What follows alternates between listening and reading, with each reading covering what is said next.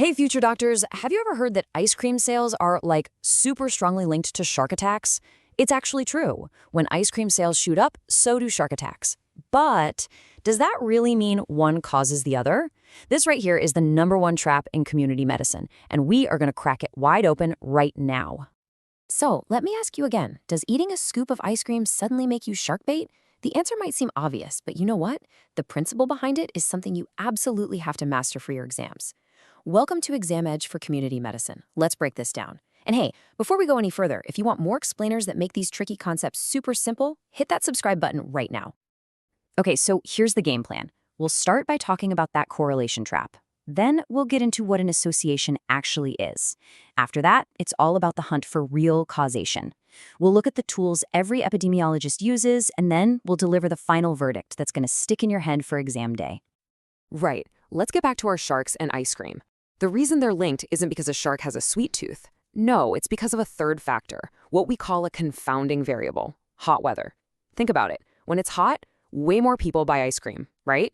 And way more people go swimming in the ocean, which, unfortunately increases the chance of a shark encounter.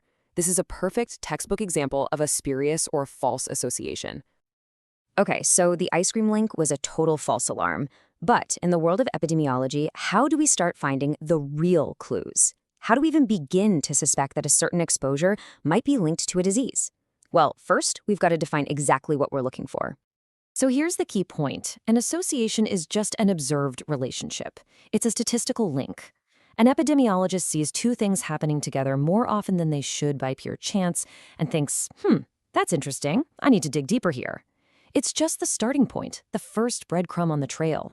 So really, we have two types of these links. First, you've got your spurious or false association.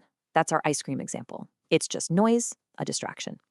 But the second one, that's a real association. And when we find one of these, say like the link between smoking and heart disease, that's a signal. It's a sign that something legit is going on, and it demands a much, much deeper investigation.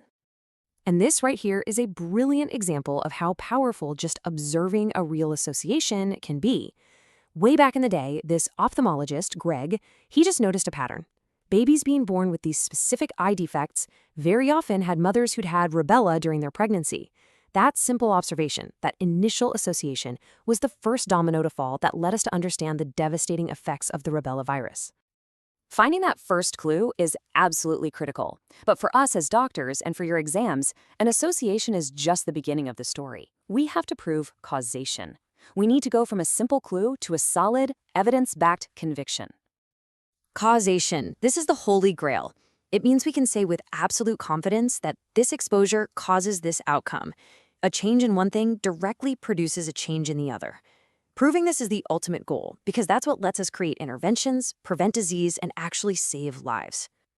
So, how do we build that rock-solid case? How do we go from just seeing a link to proving, without a doubt, that it's causation? Well, we use this incredibly powerful framework called Bradford-Hill's criteria for causation. This is the star of our show today, and you absolutely need to know it for your exams. Now, this isn't some rigid checklist you have to tick off. It's more of a set of guidelines that help us judge if an association is actually causal. Let's focus on the big ones. First, temporality.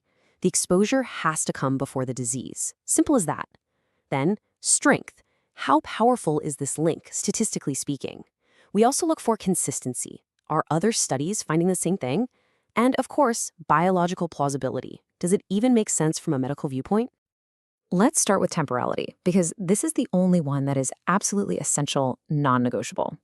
Using the classic example, smoking and lung cancer, an individual must have a history of smoking before they develop lung cancer. It sounds so obvious, I know, but establishing this timeline is the first critical step, and study designs like cohort studies are perfect for proving this. Next, we look at the strength of the association. Just how strong is this statistical link? For example, a heavy smoker is about 20 times more likely to get lung cancer than a non-smoker. That is a very strong association. And we actually quantify the strength using things like the odds ratio, which we calculate from this exact 2x2 table you see here, which comes from a case control study. And there it is, the formula for the odds ratio. You take A times D and divide it by B times C. An odds ratio that's way bigger than 1 like that 20 we see in the smoking cancer link, points to a really strong association. And that adds a ton of weight to our argument for causation. Then we have consistency and plausibility. Consistency just means that different studies, done by different scientists in different places, all find the same link. I mean, thousands of studies all over the world have shown the smoking cancer connection.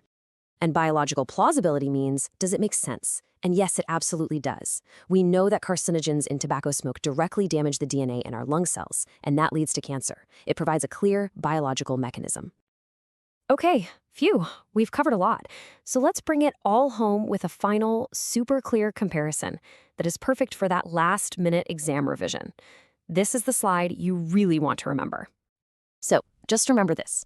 An association is just a link. It's a clue, and we often find it in observational studies. Causation, on the other hand, is a proven cause and effect relationship. It's the final conviction, the verdict, and it's established by rigorously going through a framework like Bradford Hill's criteria. Do not ever mix these two up. And that is really the bottom line. Just because you see two things together doesn't mean one caused the other. Always look for those confounding factors and evaluate the evidence using a checklist like the Bradford Hill criteria. Mastering this is so key, and I promise you, it's a core concept you'll find in your go-to textbooks like Parks and PSM, which means you'll be 100% exam ready. All right, now it's over to you. This was a huge topic, but what's another concept in PSM that gives you nightmares? Drop a comment below with your suggestions, and we will make our next explainer on whatever topic gets requested the most. If this explainer finally cleared up your doubts, do me a favor and smash that like button, share it with your friends who are also struggling with PSSM, and of course, subscribe to Exam Edge for more high-yield content. We'll see you in the next one.